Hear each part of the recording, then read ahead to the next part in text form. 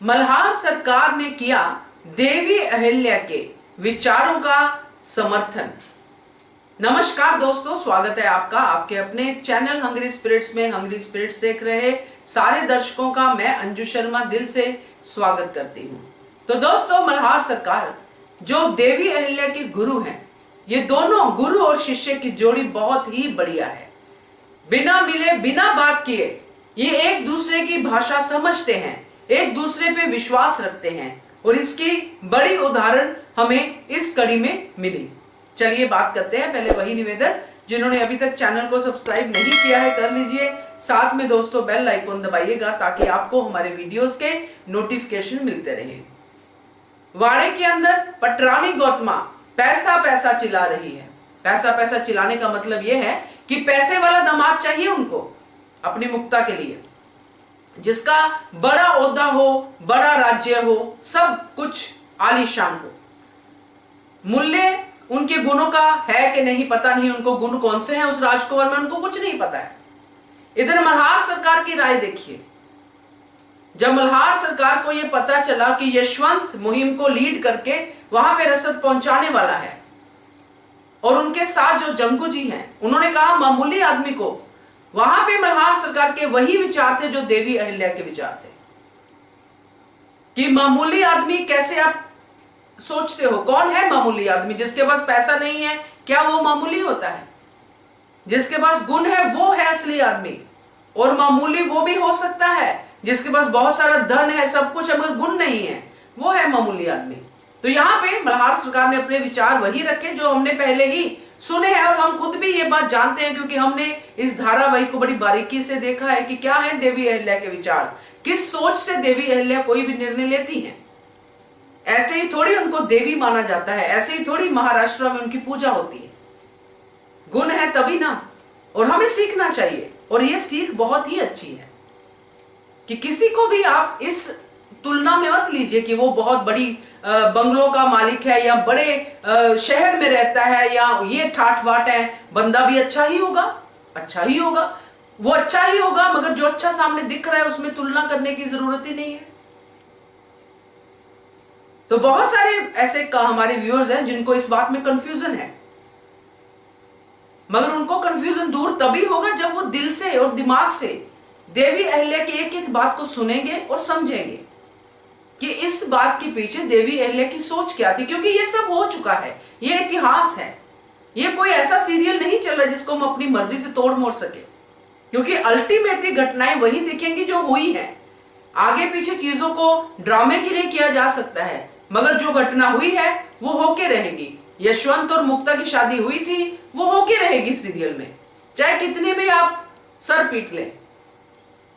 मगर यहां पे जो दिखाया जा रहा है कि क्यों हुई शादी मुक्ता की यशवंत के साथ, यहां यह भी दिखाया जा रहा है कि मुक्ता को यशवंत पसंद नहीं था।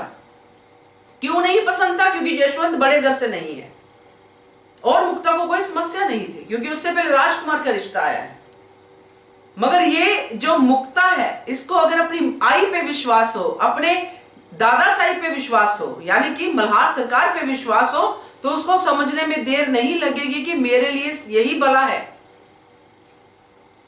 तो ये तो अब आगे हम वक्त के साथ साथ देखेंगे, मगर फिलहाल मैं बात कर रही थी मल्हार सरकार की।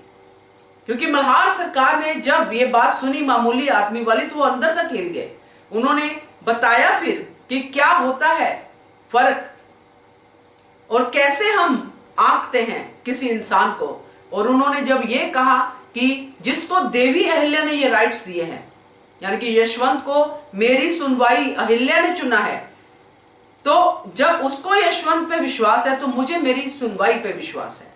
ये होता है विश्वास जो गौतमा रानी में बिल्कुल नहीं है। गौतमा रानी बोलने के लिए बड़ी बड़ी बातें बोल जाती हैं, मगर आखिरकार करती वही है जो उनके दिमाग में बैठा रहता है।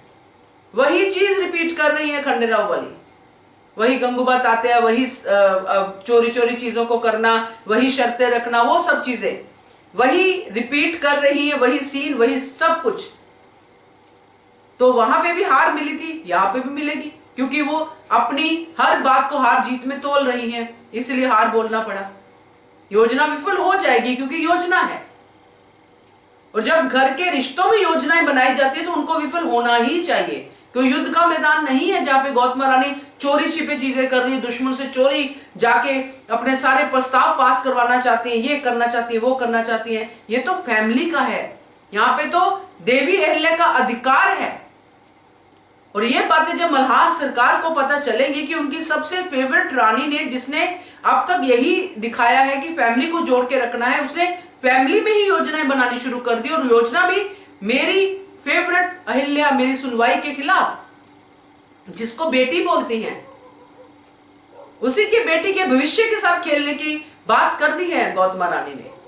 तो जब ये बात मल्हार सरकार तक पहुंचेगी दोस्तों, क्योंकि उनको तो देवी अहिल्या पे पूरा विश्वास और यशवंत पे भी है, तो उनका दिल कितना दुखेगा आप सोचिए। क्योंकि एक बार पहले भी ऐसा हुआ था, जो धारावाहिक देखते उनको पता होगा, जब मल्हार सरकार आके रोए थे, उन्होंने बहुत ज्यादा डांटा था गौतमा रानी को और द्वारका रानी को, और कितने दिनों तक उन्होंने उनसे बात नहीं की थी।